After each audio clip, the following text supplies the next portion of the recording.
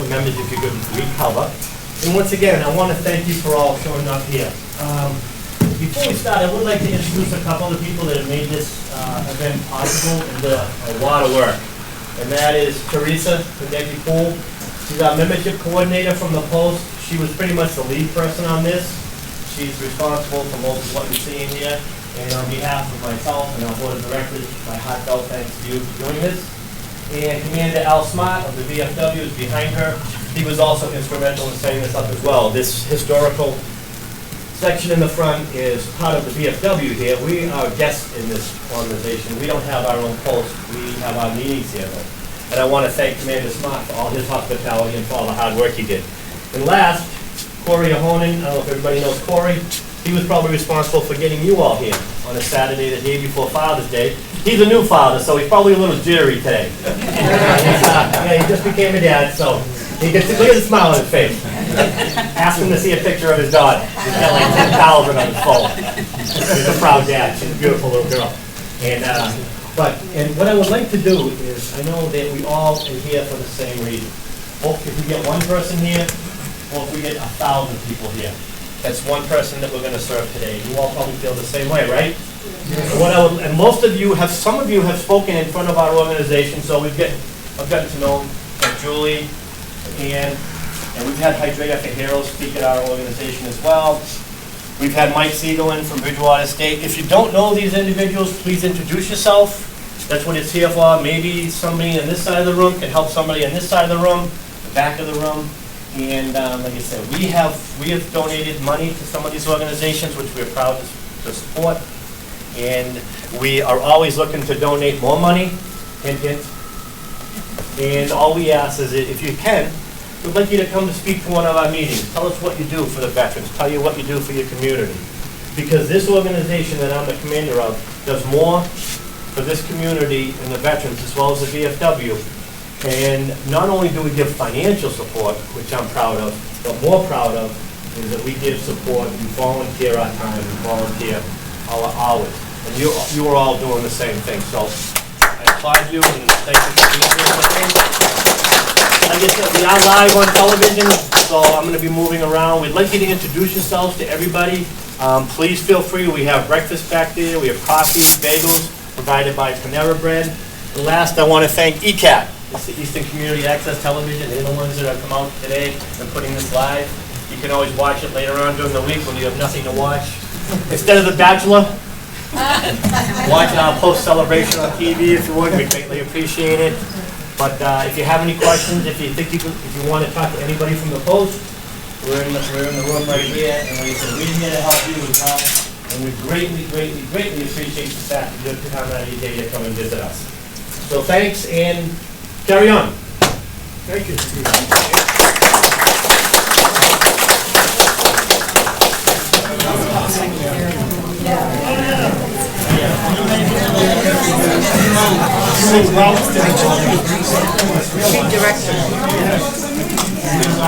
Oh, so John, like I was saying, I was taking my 3 little kids to Shaw's, and you know when you walk out, she's walking thinking, so I go up to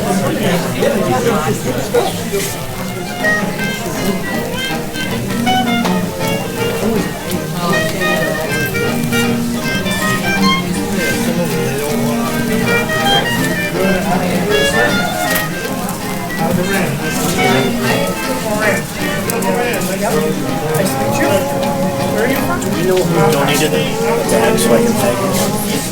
Lions Club? Yeah, I think they say. Yeah.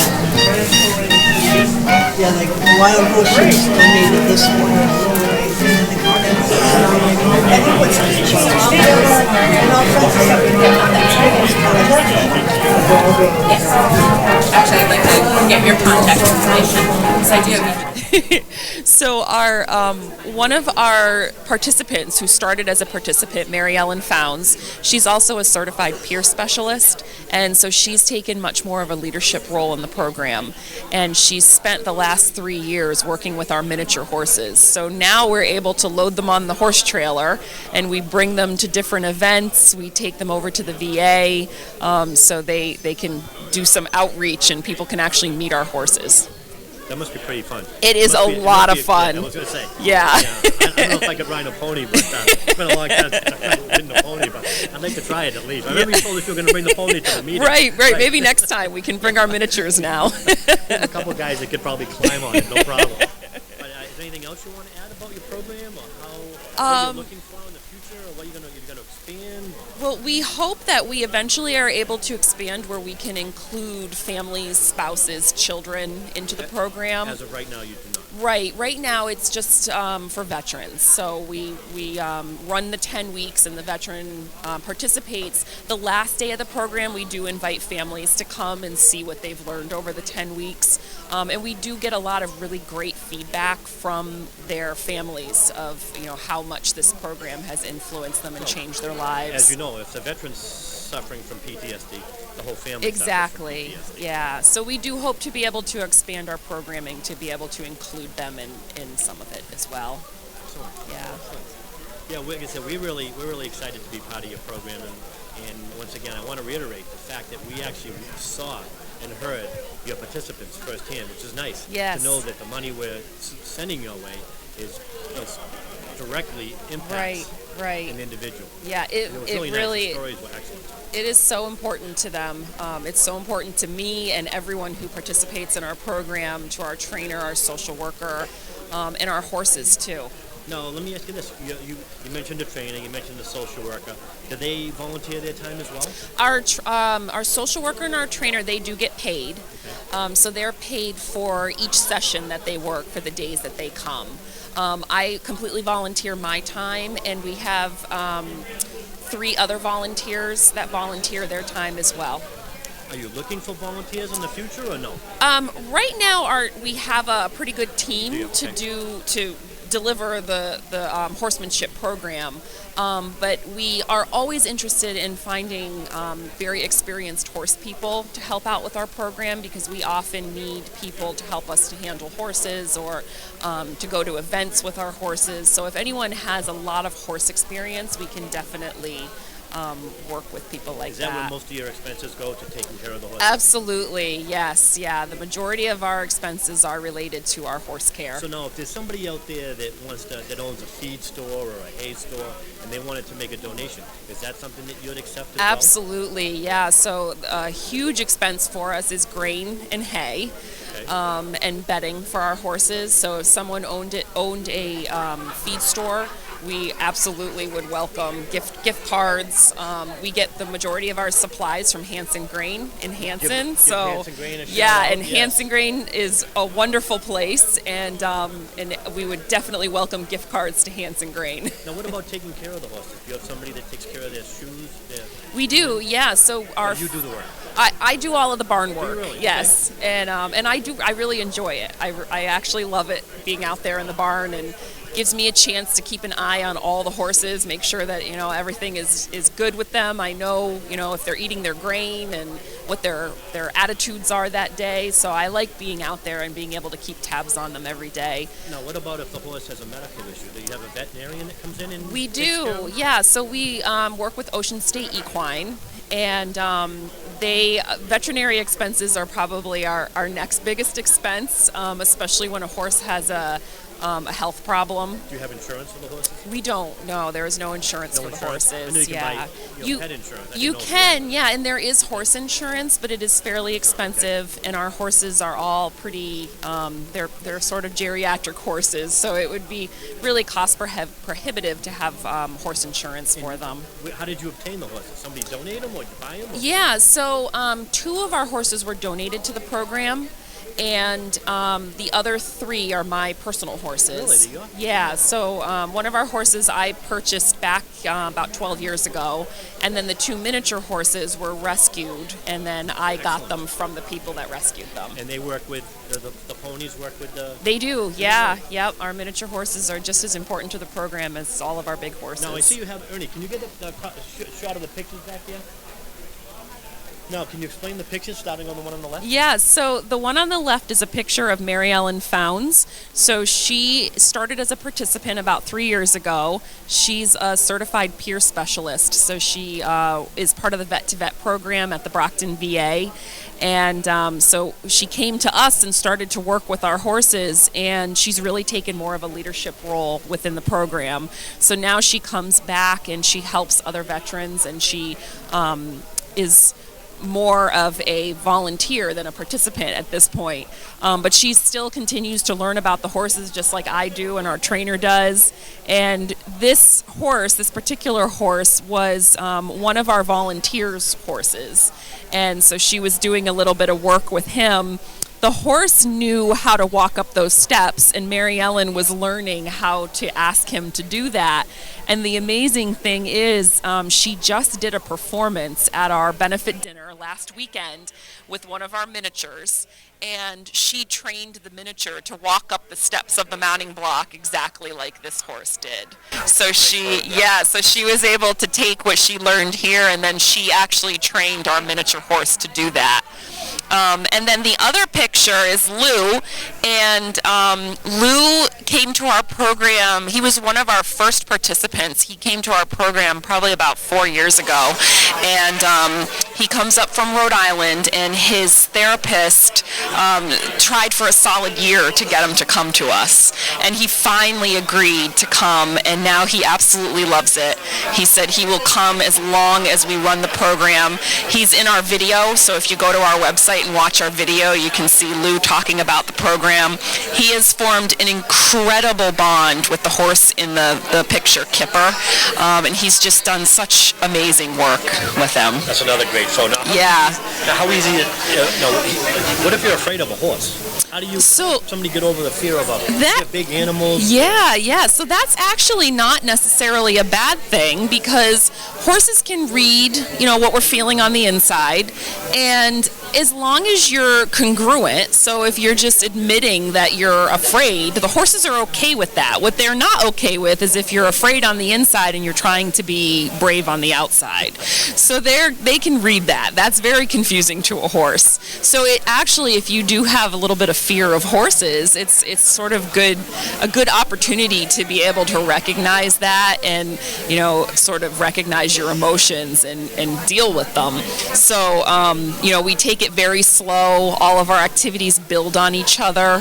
One of our participants, he's actually active duty in the Navy Seabees right now, so he's deployed at the moment. But when he came to us, he said that he was terrified of horses. He said he felt more comfortable on the streets of Baghdad than he did around a horse. So, but it was, and I have a big picture of him as well. I didn't bring it with me. I wish I had. But there's a picture of him with our horse Kipper, and he has his hands on the horse's head, and the horse's eyes are closed. So for the horse to be that relaxed, he was that relaxed as well. So it's just it's a great opportunity for you to really kind of recognize your emotions and learn, how to control them. Now, how do you pair up a veteran with a particular horse? In the very beginning, we let everyone observe the horses, and then we let them pick who they are most drawn to. So everybody does get a chance to work with multiple horses, but they do tend to gravitate towards one or two, and we just let them pick who they're most comfortable with. Does the horse ever pick the? Sometimes, yeah, sometimes. Absolutely, yeah. And because horses can read our intentions, they can really sort of tell when somebody is gravitating towards them, and you'll see that they'll walk over, and they'll kind of pick the person. So, yeah. Excellent. I'd like to come down and visit. Oh, I would love to have you visit, yeah. Like I said, we have supported you financially, but I'd like to get the post more involved. Yes. We've talked to different organizations about PTSD, and as you heard Donna Sullivan, she said her son took his own life a few years ago. He was suffering from PTSD. Yeah. So these programs, this whole table right here, from Smith Farm, Hydrea for Heroes, the Veterans Gardens, your program, is very, very important today as far as the holistic healing of these young men and young women who are coming back from what we're asking them to do. Right. Yeah. It's just an alternative to traditional therapy, and you're gaining skills right on the spot, but it doesn't feel like therapy at all. Now, my last question, anybody in your family serve in the military? Why did you decide to go Yes. into it? So, other than my grandfather, Okay. World War II, and my father-in-law, who served in Vietnam, there was no one else in my family who served in the military, and I just felt that we needed, especially in this area that isn't a particularly supportive of military, you know, like we were talking about before. It's not North Carolina or Texas. Exactly. I mean, it's getting better. Right, but we don't have the resources out here like they do in those types of areas, and so I just felt like, given my own personal experience dealing with PTSD, that this was such a great thing to be able to bring to veterans, and that really motivated me to start this program. What if you had somebody that was, say, a policeman or a fireman or an EMT that was suffering from PTSD? Yeah. Is that something that your program is open to as well? Being a police officer myself. Right. And that is one of my goals, is to be able to expand this to first responders. Heroes too. Absolutely. Not just firemen. And my father was a fireman. Okay. Yeah. Exactly. Yeah. We have police officers in my family as well, and yeah, so You're a fireman out there. I take it seriously. so I do hope to be able to expand it to include first responders as well. But we have had people that are not necessarily veterans who, just given the nature of, you know, serving as a police officer, as a fireman, they're a good fit for this program. So I would encourage someone, even if they're not a veteran, to contact us, because though we don't run a specific program for first responders, you know, absolutely, we would still love to have you come. Okay. I'm going to let you wrap it up here. Anything else you want to say, like how they get in touch with you, your website, a phone number, or something like that? So to get in touch with us, it's very easy. You can go to our website, which is wildheartstherapeutic.org. We also have a Facebook page, which is under the same name, and we post lots of pictures, videos, and information up there. And you can also call us. The number is 508-857-1737, and you can always call to find out more information, schedule a time to come visit the farm and meet the horses, and to actually become part of the program, to enroll in the 10-week program is very simple. There's an application available for download on our website. It's mostly just contact information. You don't have to give any information that you're not comfortable giving. We don't necessarily need a diagnosis, and you can just come to when the program starts. And I want to reiterate before I let you go, it's absolutely free. Absolutely free. There is never a charge. You can participate as long as you'd like, come back to as many programs as you'd like, and you will never, ever have to pay a dime. Great program. Ernie, how's it sound? Good? All right. Julie, thank you. All right, thank you very much. Greatly appreciate it. Thank you so Thanks much. Thanks for all you doing what you do. Thank Greatly you. I appreciate appreciate it too. We'll have you back at one of our meetings. Oh, that'd be great. All right, thanks. Well, Ernie, here is Mary Beth. She's a representative of Brookhaven Hospice. And we have a sign here. It's www.brookhavenhospice.com. There is a phone number there. And she has a bunch of literature. And I'm going to hand the microphone over to her. She's got a nice setup here about how hospice can help veterans in that time of need. Here you go. I'm Mary Beth Kowalik, and I am the Veterans Coordinator and Community Liaison for Brookhaven Hospice. We're a hospice provider taking care of patients throughout the state of Massachusetts. The reason why we're here is because we're a 4-star partner, soon to be a 5-star partner, in a program called We Honor Veterans. That is a collaborative endeavor between the VA and the Hospice and Palliative Care Organization to work together to bring the best end-of-life care for our veterans and their families. And that piece of it we take very seriously at Brookhaven. We do that by really embracing the needs that came out of each war, which are so different, and how to meet those needs, and work together to bring comfort and peace to our veteran at the end of life and their family. And, you know, hospice is not what it used to be. You know, it's for anyone with a life-limiting illness who's not getting better, but it's about living. It's about quality of life and comfort. And for our veteran, it's so much more. And there's so many benefits available for our veterans that they're unaware of. And that's why we're glad you're here, because as you can see, we have almost 20 organizations here representing different programs that we can take advantage of. So let me ask you this. Do you have a member of your family that served in the military? I have many members of my family. What really made me want to embrace, well, the more I learned, the more I wanted to learn. You know, the more I got to meet veterans, and really my knowledge has come from veterans, of hearing their stories. But my father-in-law was a World War II veteran, served in the Army, very humble man. Yeah, birthday yesterday, 244 years strong. I know.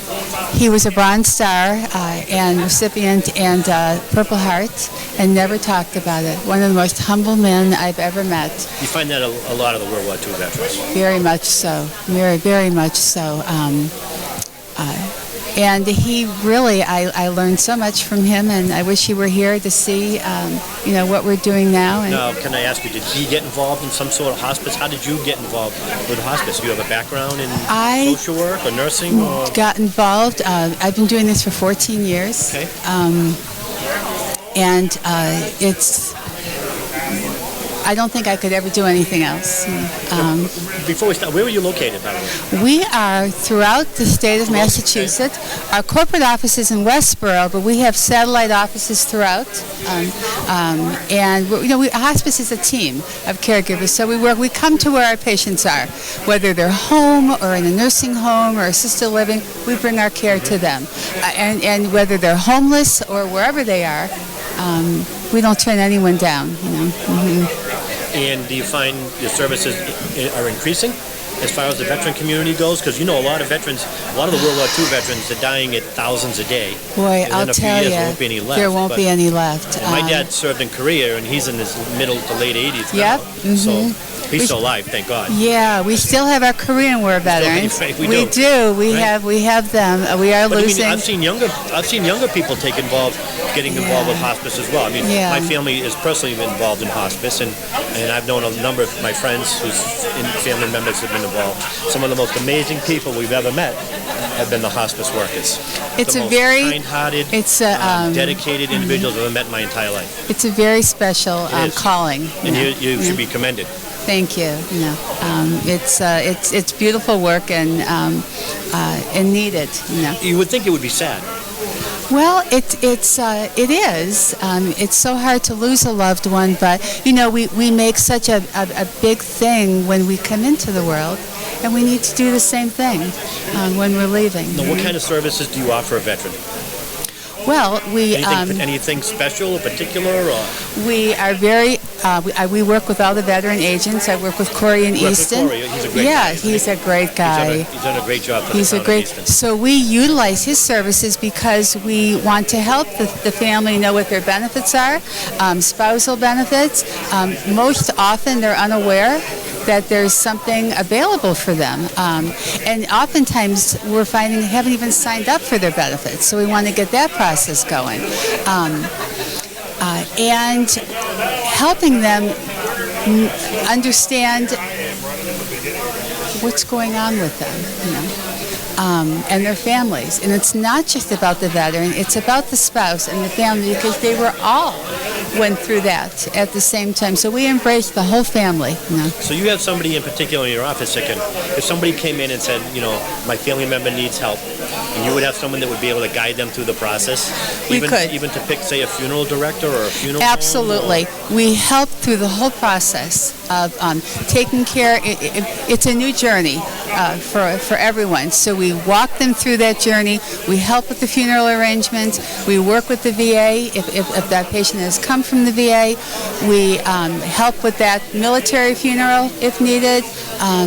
And just set up the whole, hold their hand through the whole process. And I don't want to be maudlin. No. I don't want to be, but do you have a story that you can tell without using any names about a recent experience you had that might have been a veteran that might be something that would be interested in? I'm not going to put you on the spot. No, I have. Yeah, something that was uplifting. Or I have many stories. Anything in particular? One that comes to mind, we honor all of our veteran patients, and one was a Korean War veteran, and I called the wife. I'd love to come over and honor your husband, thank him for his service. And she said, we don't know anything about what he did. He doesn't talk about it. He hasn't told us anything. She said, I would love for you to do that. So I came over, and the whole family was there and wanted to know how we were able to do this. And I talked about the We Honor Veterans program. And I went in to see him and introduced myself. And when I told him why we were there, he just pulled the covers up. He says, I'm not worthy of this. I don't need to be. He says, I wasn't even in Korea, And I sat down next to him and I said, well, where were you? And he started to tell his story, And for the first time, his wife heard, the family heard. We had an amazing career. And I said to him, and that's why we're here. You wore the uniform, you served your country, you did what was asked of you, and now we're thanking you for that. And he sat up, and we pinned the flag on him, and he was crying, and we gave him a certificate. And a few weeks later, his wife called me, and she said he had passed away, and he was finally at peace. And that's what it's about for us, is... Now, we sponsor some programs at the VA, the Legion Post here, and we've done a lot of work in the buildings over there. We have pizza parties, and we go in. And one of the most uplifting events that we have is we go to the hospice at the Brockton VA. And there were some people in there that haven't seen a family member in years. Yeah. So we sit down, we talk to them, we hold their hand. They're in there for a reason. They're at the end of their life. And it's nice that they see some people come in and now, do you do a lot of work at the Brockton VA? I do a lot of work at all the VAs. I work at the Brockton. I work at West Roxbury. I work with everyone in the VA. I'm also doing now what we're calling. We've started doing at Brookhaven is what we're calling a Veterans Helping Veterans Cafe. And I'm doing these in all of the nursing homes and assisted livings in the area, and it's getting veterans together. Some of them don't even know that there's as many veterans as there are in the building. And it's hearing their stories over coffee and pastry and building camaraderie, and it's been wonderful. It's been important wonderful. that, you said, we're all going to get there. It's important that you don't die alone. Right, absolutely. And now, how do you mentioned something earlier about homeless veterans. How does a homeless veteran get in touch with you, or how do you do outreach? I do outreach in the areas. Yeah, definitely. Every situation's different. Sure. But if they, hospice is a covered benefit under Medicare and most private insurances, and through the VA if they're signed up for their benefits.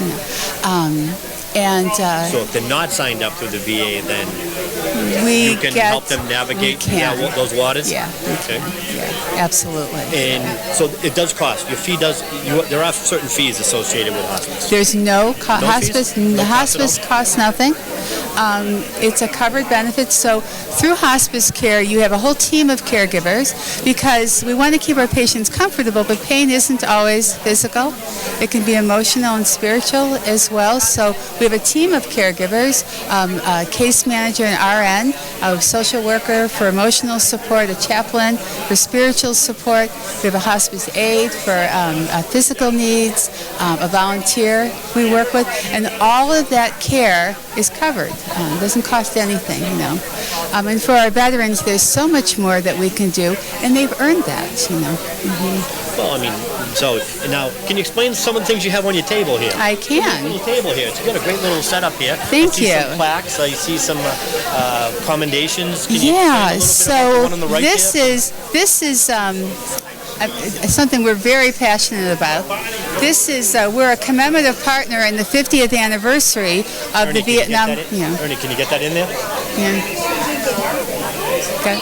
We're a commemorative partner in the 50th anniversary of the Vietnam War. Finally welcoming our Vietnam veterans home. It's a long time coming. And that's what that's all about, And we've done many events throughout the state, gathering our Vietnam veterans together.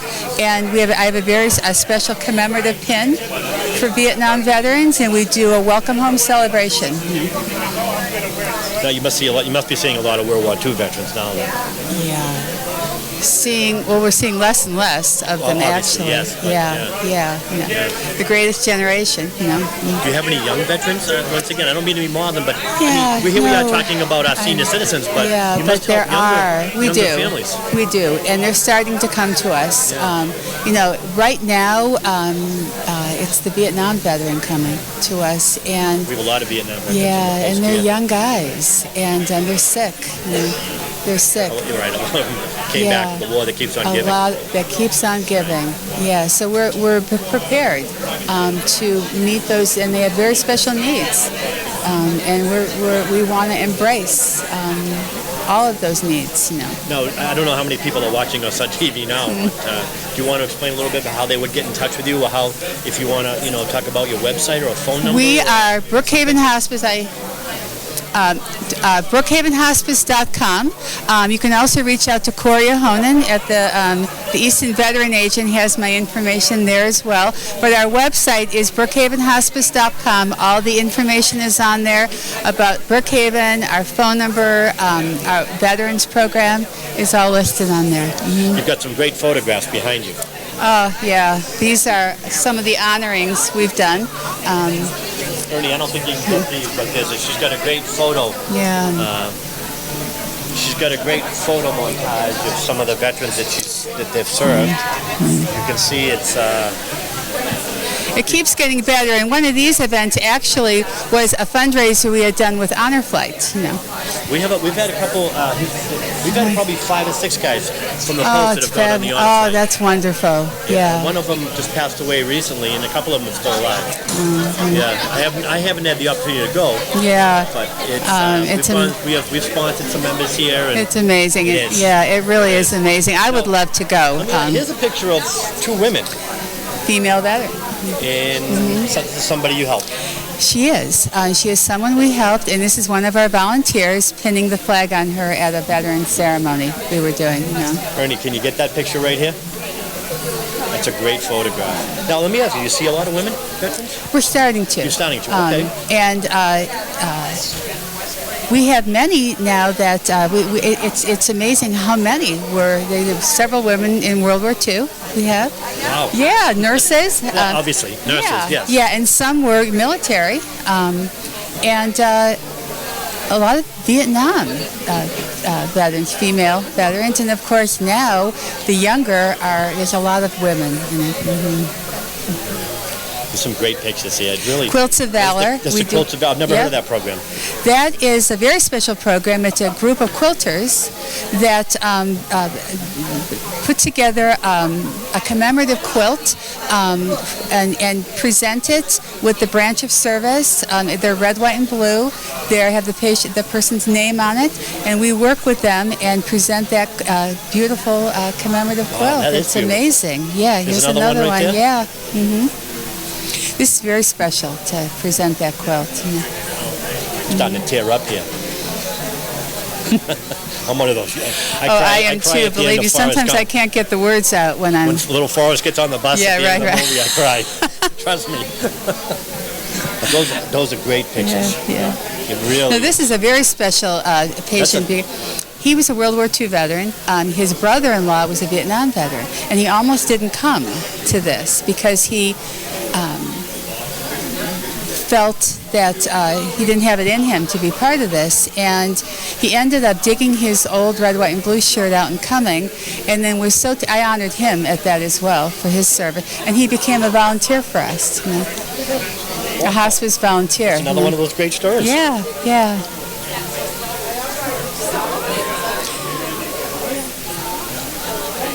This is the first story I told you about. This is the Korean War veteran. If only these pictures could talk.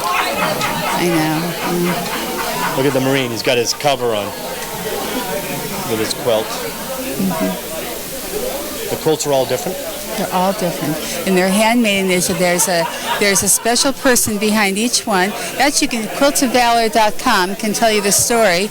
Here you go, Ernie. You probably can't get a picture of this. But this is called Quilts of Valor. The Quilts of Valor Foundation.com. You can't Beautiful organization. Yeah.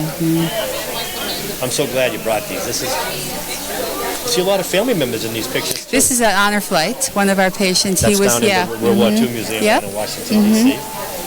You been on an honor flight? I want to. I have not. Yeah, it's on my bucket list. I just completed one of my first bucket lists. I just came back from Omaha Beach, Utah. And my youngest son's stationed over in Brussels, Belgium. He's a Marine. So I went over in March and we did Bastogne, Normandy, St. Mary Glace. I did the Band of Brothers. I walked in the footsteps of Dick Winters, and you see the Band of Brothers? Yep. I did all that. Oh my gosh, what a wonderful I went to the cemetery. experience. I was at the Normandy Cemetery overlooking the beach. It was And we quite, just, with our... quite moving. Yeah, I'll bet it was. It's been quite moving. Hearing the 75th anniversary D-Day stories have been... And pretty soon those guys are going to all be gone. All be gone. And all we're going to have is just a history book. Yeah. But it was one of the most amazing trips I've ever been on. I'll bet it was. I saw a lot of... my son was over there now, and he saw a lot of people coming in. They were older. Like, I don't know if you saw the presentation with President Trump was there. I did, yeah. I did see it. A lot of those guys were in their mid to 90s and standing up, shaking the president's hand. And they do. We just honored a veteran, a young veteran, last week, and he was so sick, and a Vietnam Marine, Vietnam veteran, and I knew he was hearing what we were saying to him, but when I gave him that special Vietnam pin, he got up to salute us and thank us. He hadn't sat up in weeks, and was so honored that he sat up and said thank you. That's what it's all about for us. It is. Stand up on the back. Yeah.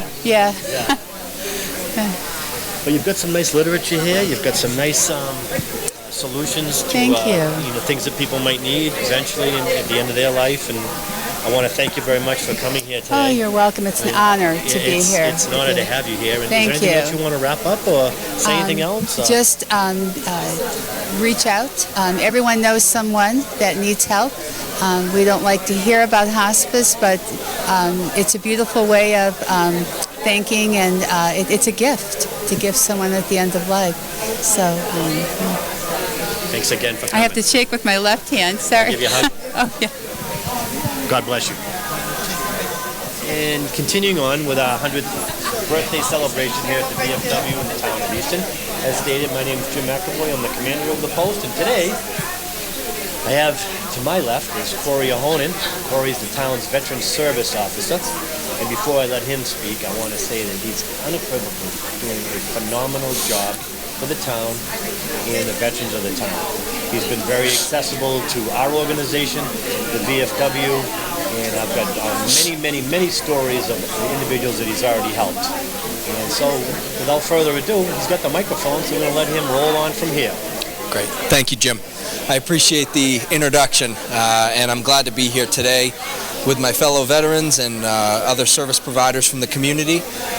It's truly, it's an honor to be here, and I'm really enjoying what I'm doing, helping the veterans in Easton, and I have some resources here. I have my newsletter, the Easton Reveille. This is a quarterly newsletter that comes out. It's got some updates and information on things that are going on in the town and the area for veterans, and so keep an eye out for that. If you'd like to get on the mailing list for that, you can contact me at my office. My number is 508-230-0690, or I can be reached by email. Information is on the easton.ma.us website. So while I have the microphone, I'd also just want to take an opportunity to remind everybody that it is important to keep our veterans in mind, including their surviving spouses, Gold Star families, and there are multiple ways that you can help out. I'm always looking for volunteers. If anyone would be interested in driving a veteran to a medical appointment or helping out in any way, donating to our Easton Veterans Discretionary Fund, that would be much appreciated. The discretionary fund's used to support veterans in need for emergency assistance, things that are essential for activities of daily living, turning fuel back on in a home, preventing homelessness, things like that. So it's really a great fund, and it's open to any and all veterans, not just those that meet the definition set out by federal or state, but anyone who's ever served in any capacity with a discharge other than dishonorable. So it really includes quite a range of people. and that was a recent change that was made to that fund. So if you'd like some more information about that, please don't hesitate to reach out, and I'd be glad to let you know some ways that you could be helpful to our veterans in our community. And now you served. Yes, so I was in the Air Force 2008 to 2014. I was security forces, which is like a military police, did some nuclear security duty and law enforcement. I was stationed in F.E. Warren Air Force Base in Wyoming and South Korea and then Guam. So did a little bit of traveling in, did some work with corrections and inmate transportation. So saw some interesting assignments and had a great time. You know, I come out of the Air Force and I went back to school at Bridgewater State University, who's also here with us today. Michael Siegel, we'll be getting to him next. And so I went back to school there, and I got a bachelor's degree in psychology through Bridgewater, and then continued on with my master's in public administration. So you used the GI Bill to get I used the GI Bill. I had a great experience with the GI Bill. It got me both of my degrees, and another opportunity that I offer through my office is a VA work study for students that are 3/4 time or more using education benefits. They can work for me, and they can receive a tax-free minimum wage stipend. And that's what I did through Michael's office at Bridgewater throughout my 4 years that I was at Bridgewater. And it kind of led me into the work I'm doing now, and really got me comfortable working with veterans, helped me find what I wanted to do in the role I'm in now. So it really kind of led me on the path that I'm on now. So it was a great thing. Corey, how long have you been with the town? Yeah, so I've been with the town since March 2018, so a little over a year, coming up on a year and a half. But, you know, it's been great. We've got a lot accomplished in the past year and a half. You have? Yeah, You have thank done you. a lot, yes. Thank you. Made some major updates, you know, and, one of the big things that I'm doing is the, disability claims through the VA and then Chapter 115. So there's a lot of work to be done in those areas, and I think something to keep in mind, we were talking about it earlier with several of the other service providers, is that, Easton, it may be considered, it's considered an affluent community, but there are people in need. We may not see them on a daily basis. We may not know that they're there, but the service providers in the town, we certainly know they're there, and we have the Easton Food Pantry here as well. There's certainly a need for those services in town. So keep that in mind as we go throughout the year, and try to keep those in need in mind, not just the holidays and Veterans Day, but every day, because that's when we need them the most. So now, without mentioning any names, is there a particular story you can tell us about some individual that you might have helped out that kind of describes a little bit about what you can do outside the normal 115, the type of benefits like that? Something that I know about the funerals that you helped with. Yep. The individuals that passed away without their family. And you've helped out. Anything else? Anything you want to mention in particular? Or? Yeah. So a good example of how some of these benefits can help change the lives of veterans or their family members. We had a veteran who. Him and his family were at risk of homelessness, had let us know that was coming up on a few months to find a place to live for him and his family, including children. And, we reached out to another organization that's here, Father Bill's, and had him on a wait list with his family for a family shelter in Stoughton. And while that wait list was going on, we worked with Kathleen Gouveia, outreach coordinator, who's here as well. We filled out multiple applications. She did the general application for housing and mailed it to over a dozen housing authorities, and one responded and got him into a house with his family. He's doing well. He's off Chapter 115, moving forward. How you doing? Good to see you. That's okay. Don't worry about it. We're live. Turn around and say hi to the camera. Right there. Yeah. Al Provost, one of the most successful businessmen. There he is. There he is. Yeah, Navy vet. So we working together with my counterpart at the Council on Aging. We're able to get this family housing, stable housing, and they're still in the housing. He keeps in touch with me, and so it's like that. It's building a relationship, not just providing the service and then cut you loose. You got to keep a little bit of contact. So I do my best to keep in touch and just check in and say hi, whether it's a text message or, I have my veteran service officer cell phone a lot. Some of the guys and girls like to text, so they do that, so that's a good way to keep in touch. And now, I know from your reveille and from personal experience, I know you've done a little bit of outreach. Can you describe a couple of the outreach things you've done? Yeah, so, including today, what we're doing here, I've done a similar, set up a station over at Bridgewater State University. They had a veterans benefits fair similar to this today. We've done stuff like that. Another thing, we've also recently received a donation from the Easton Charitable Trust. When they do the Festival of Trees every year, we were chosen as a beneficiary, so we got a generous donation from them, and we've used that donation to establish an outreach and programming benefit budget. So with that, we've made trips to Battleship Cove. We took 15 veterans and 22 students from Oliver Ames High School history class. We all went. There was a World War II veteran, Owen Hayes, who came with us, and he had worked on the ships, and he was able to give us a really in-depth tour of the vessels they have there. He did a lot of the electrical work on those, so we did that. We've gone to the Wall That Heals, which is a 3/4 scale replica of the Vietnam Wall that's in D.C., and we took 15 to 20 veterans on a bus from the Council on Aging over there to see that as well. So we really are. I'm trying to focus on the social aspect of, because we as veterans, we can give into social isolation, and not just veterans, anybody, but veterans in particular. If you suffer from a hearing loss, you're isolating in that way. If you're suffering from any mental health conditions, you isolate there too. So just kind of do our best to mitigate that and bring the social aspect. We had tickets to the Brockton Rocks game the other day, but it got rained out, so we'll go again. We'll catch them next time. Yep. Yeah, we'll make sure we get it. And it's important because there are many of you probably out there that don't know that you're entitled to a lot of these benefits. Yeah. Right? Yeah. No, and Am I wrong? that's the biggest thing. That's our biggest downfall. But outreach is difficult. We can't.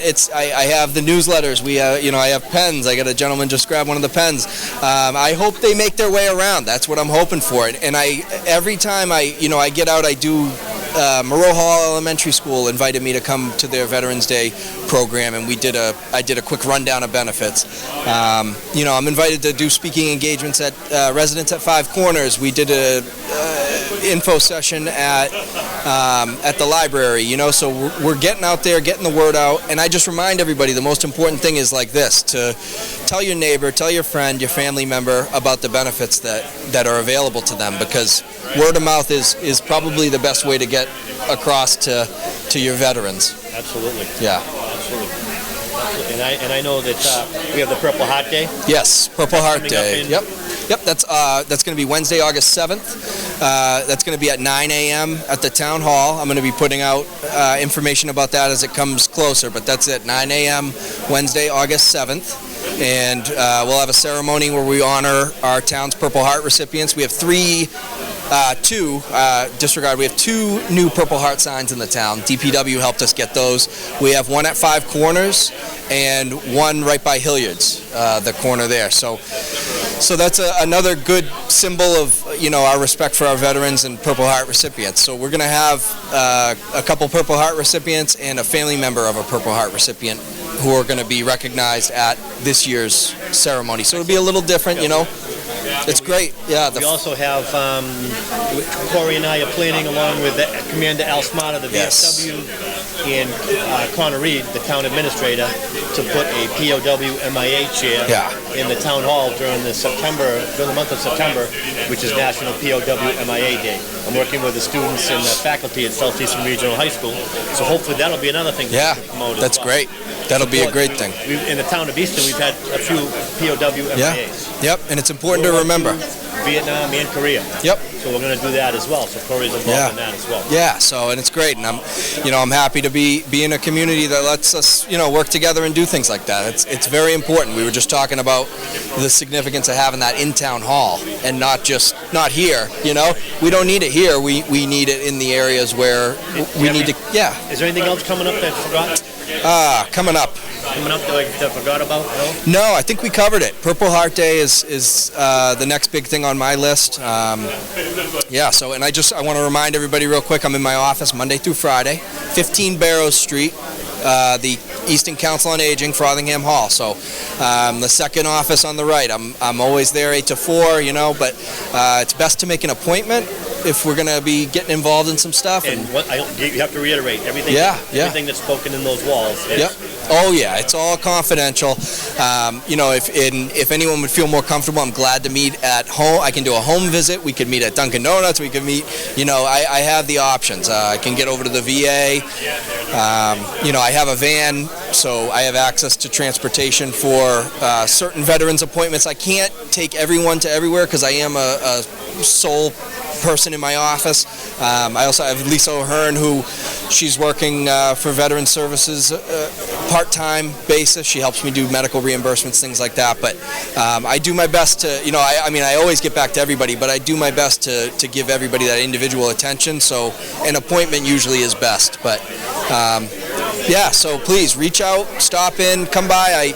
I enjoy having people stop by and visit and say hi. And you know, if we need to set an appointment to get things done, then I'm glad to do that too. But yeah, I think that about covers it for me. Anybody you want to give a shout out to? Yeah, my fiance at home, Deanna. I got a new daughter. She's 12 weeks old. Her name's Aaliyah. The pictures are beautiful. Yeah, we'll save the pictures for an in-person visit. But if you're watching out there, hi, Daddy loves you. Anybody from the town? Yeah, so Kristen Kennedy, she's my boss. I got a shout out, thank you to her. You know, she's helped me do a lot of stuff, and without her support, I don't know, you know, we wouldn't. She is. Yeah, wouldn't be exactly where we are. The town of Easton is really. Yeah, she's done a great job. She's definitely been a champion for the veterans and filling in for the VSO when there has been no VSO. So can't say enough about that, and you know, it's been a really good thing. So yeah, so thank you to everybody who's supported me so far. You know, just try to keep doing what I'm doing. Thanks. Sounds good. Appreciate it. All right, brother. Thanks, sir. Thank you. Our next organization that's represented today at our 100th Centennial celebration is Mike Siegel. Mike has been instrumental in 2 programs, one at Massasoit and one at Bridgewater State University. You see the front of his thing here. He's in charge of the Veterans Center at Bridgewater State University. And from personal experience, my oldest son just graduated from Bridgewater State, and he used Mike's services. And the gentleman in his office, when Mike was at Massasoit, the Legion Post here donated a television to the Massasoit room, which was nice for us to be able to do that. And now we've got some other plans to work with Mike in the future. He's got a couple of young men in there that helped us with our annual Poppy Drive this year, so it's nice to do that. Mike's dad was a presenter at one of our meetings. He runs a program that hopefully Mike can elaborate on, and so I'm going to turn it over to Mike, who's been a friend of the Post and a friend of the town for many years. Thanks for coming, Mike. We greatly appreciate it. How are you? So this one's yours. Okay. Anything you want to say about your program, about what you do, a little bit about yourself, your military background, etc.? Yeah, absolutely. So again, my name's Michael Siegel, and I'm the director of the Bridgewater State University Veterans Center. Basically, our goal is to any potential student, or if you're a current student at Bridgewater State University, we really try to provide a one-stop experience where if you're interested in coming in, we can help you out with the application process. We can help you out with your educational benefits, whether they're through the Department of Veteran Affairs, any state benefits for veterans. We support current military members, so if you're still serving, you're more than welcome to contact us for our services, veterans, as well as the dependents, though. We definitely want to make sure we're supporting families, because that's the best way we could also help support veterans. So we're located on campus, as we talked about. We do have a nice space for veterans. We have computers, an area for camaraderie, studying, other places to socialize. We are staffed with other veterans. We'll be able to really help out any questions you may have about the Bridgewater State University experience. We'll be able to either directly help you or at least contact you with the right office, so to make your experience the best that it can possibly be and really provide that support for those who supported our country and supported us. Now, a little bit about your military background. Sure. So I recently, well, I guess not so recently anymore, but in 2014, I retired from the Army with about 21 years of service. Yesterday. Yes, we did. So, yes, happy one day late to the Army, the 244th. I was an undergrad at Bridgewater State University maybe many moons ago, but I actually got my start by joining the Massachusetts Army National Guard as an undergraduate at Bridgewater State. I did one deployment to Bosnia in probably about 1996-97 while I was still a student at Bridgewater. So it's kind of my first experience of really balancing what it is to be in the military as well as your student. So understanding the challenges, but as well as the rewards that you can get from that. From there, in 2003, I went on active duty with the U.S. Army till 2012. Did a few things there. I was an instructor down at Fort Benning at the infantry school. I was also deployed to Afghanistan in 2009, 2010 with the infantry there. Was a platoon sergeant in some operations NCO.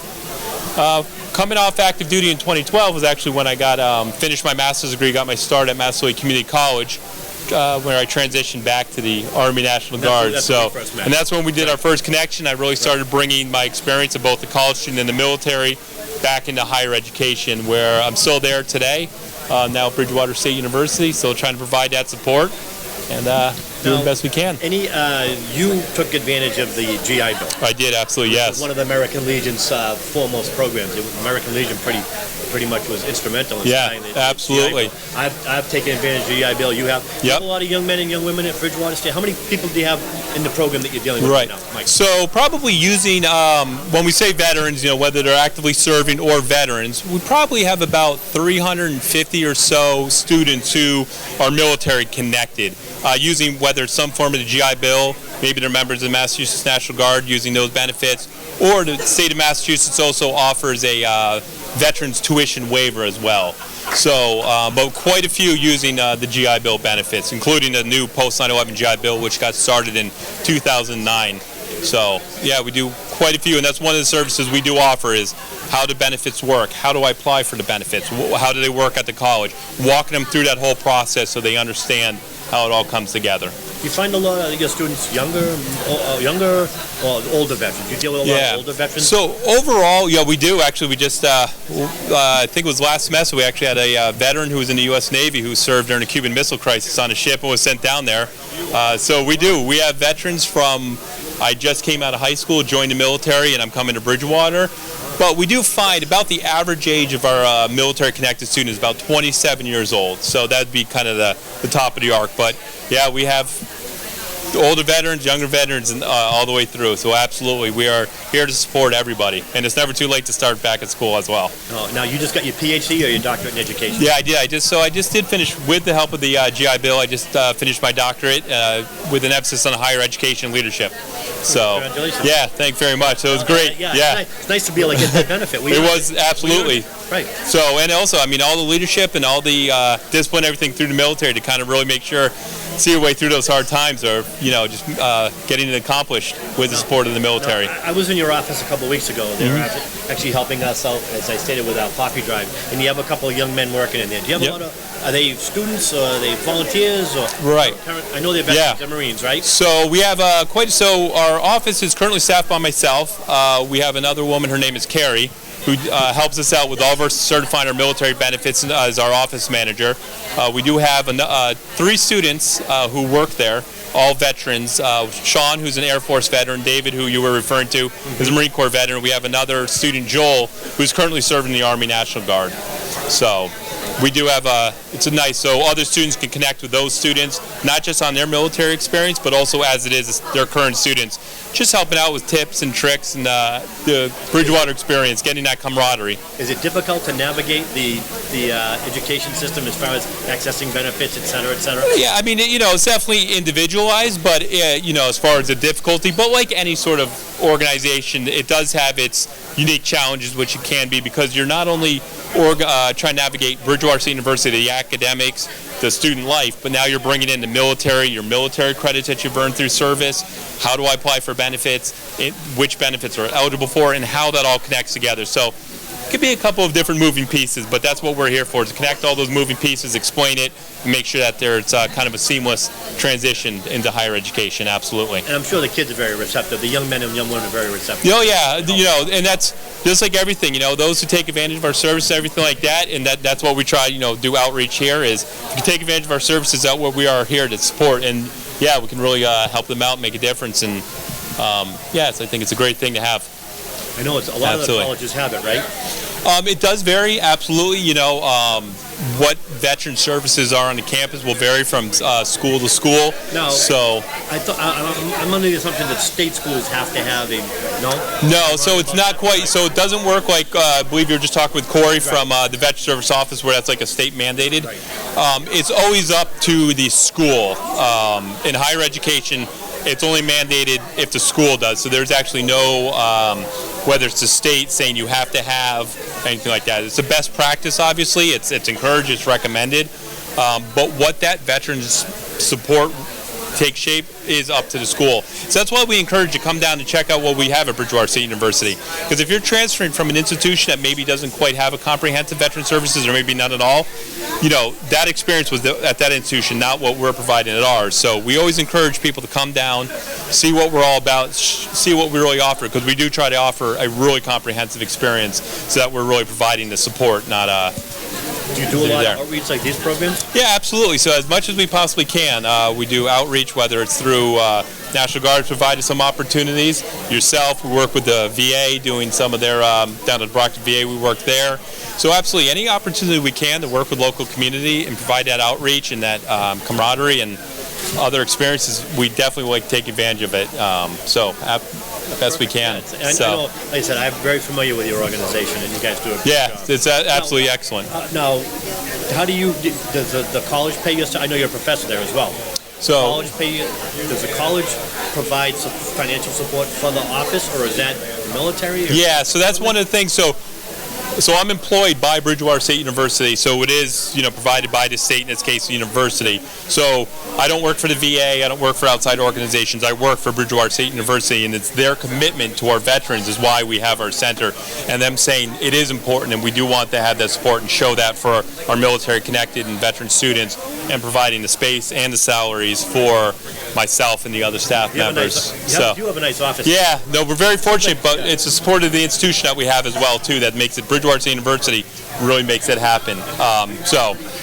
We're very fortunate that way, but absolutely. So if anybody's watching this at home, anything you want to say about what you do, or anything? I mean, really, like as I said, we're here to support military connected and veterans for the greater Bridgewater community. So if you're thinking about Bridgewater, and I think we're just pausing right now for a bit of a cameo. Yeah, that's right. Yeah, that's all right. All right. Like you said, we're live. This is we're not Oscar winning. Yeah. But as I was saying, so if you are thinking about higher education, want to explore your opportunities, I encourage you to come down to our Veteran Center or contact our office. You can contact us at 508-531-2181, or you can email us at veteran@bridgew.edu. That's veteran@bridgew.edu. And we can answer any questions you have about higher education, the Bridgewater experience. And if you are coming to school here, we can help you out with your applications, show you the ropes, how to go. And if you are a current student watching this, or a current family member or whatnot, again, please feel free to contact our office. We'll be more than happy to help out in any way we can, or just provide camaraderie or a place to come in and hang out. And I know I want to thank you from personal experience. No, it's been it's a great relationship. Yeah. And I guess my oldest son just graduated from Bridgewater State recently with a degree in biochemistry, and he took advantage of Mike's expertise, as well as a couple other individuals. That Corey worked there? Yes, actually. Yeah, Corey here just is one of our graduates as well, too, and worked in our Veteran Center. And so it's nice to be able to pay it forward. There's nothing better as a father to know that your son is getting advice from somebody such as yourself that can help. Appreciate that. Absolutely. That's the best way to be able to help veteran students, by supporting the families. So my last question is there anything that you take donations, or no, you're not allowed to? Well, so basically, so our office directly, we haven't, to be honest with you. I don't really know how that would work, but we do have a student-run organization, the Fellowship of Military Scholars, which is usually where our donations come, because that directly supports our veteran students and their programming. So we do have donations which our student-run club does take, and they do programming. They've done outreach. We did for the New Bedford Veterans Homeless Transition Housing. They raise money. They sent toiletry kits down there. So they do supporting veterans as well as an outreach, and they do take donations. So if there was any interest in supporting our student-run veteran club, again, the Fellowship of Military Scholars, you can contact our office. We work hand in hand with those students as well, too. Okay, and I mentioned earlier, if you have another minute, I mentioned earlier about your dad coming to join us. You want to talk about your father's okay, sure, yeah. I know Corey mentioned it in the Reveille, and that was a very interesting, Absolutely. Interesting program. Right, so, and this is actually a little special. Being an Easton resident myself, and my father just moved up here. He's also Easton resident. He's a Korean War era veteran. He's done previous work. He used to be director of a few libraries down in Connecticut, and there's some marketing and advertising companies. So now he's taken sort of that passion of outreach and information history and working with people, as well as being a veteran himself. And he does basically, if any veteran, family member, community member who's interested in documenting whether it's their full life story, a moment in their life, to be able to pass on to their family, share with their family. My father runs a program, a memories program, where he'll sit down with you. You can collect your information, you could share it with him, and basically what he does is he pulls your memories together, photos, ideas, stories you want to share, and helps you put it together in a nice presentation booklet, which you can then be able to share, again, with your family members, community members, and who have you. And it's memories, memories, memories. And again, you can contact myself through the office, or Corey, who I believe was just the Town Veteran Service Office, who was just being talked to. Yeah, he's over there. Yep, Corey is over there. So if you want to contact the Town of Easton's Veteran Service Office as well about that program, my father, Stanley Siegel, who does the Memories program. So if you're interested in documenting any portion or all of your life and being able to have a document which you'll then be able to share with your family and community members, I'd be more than happy to take that too. And it's completely free of charge. There's no charge, nothing of that time. The only thing it costs is your time to sit down and share that. Excellent. So thank you very much again. It's a wonderful day. We look forward to continuing our professional and personal relationship with the center. Thank you very much. All right. Thank you. Yep. All right, Ernie, next stop in our journey today is we're going to be talking to Mr. Ken Wood.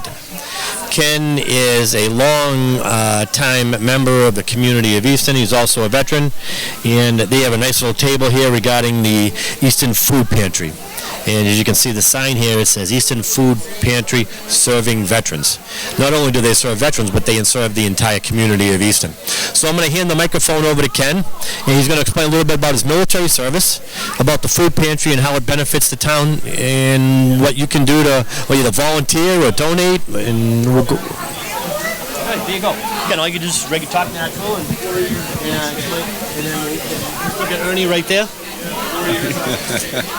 Yeah, well, we started the Easton Food Pantry, my wife and I, back in 1978 when I was a part-time recreation director, and it's grown over the years. We're servicing now between 80 to 100 families a week. So, and right now we're actually delivering food, which we never did before. And we're delivering for veterans, we're delivering for the Council on Aging, and we're delivering for any resident that's handicapped that needs food in the town of Easton. So our van goes out on Mondays and is delivering to all of these residents of Easton. As you know, Easton's about as big as Brockton land-wise, so the van's out there all day long. So we have a lot of stuff. We don't just service food, serve food and that type of stuff down at the food pantry. We also work with the WIC program. We work with the Veterans Agent. We work with the Town of Easton and services. You can get financial assistance. We can direct you to any resource that is available in the Town of Easton. We have all the information for that. And we have a fold-out now that we put around to all the businesses in the town during the course of the year. And it has all of the things that the Easton Food Pantry does and what our needs are. So we just want to thank the residents of the town of Easton for all that they do in supporting us. And we want to thank David Howie. He's given us a truck now that we have for the Easton Food Pantry, the box truck that you see around town. And today, because I know a lot of the older veterans don't know that they need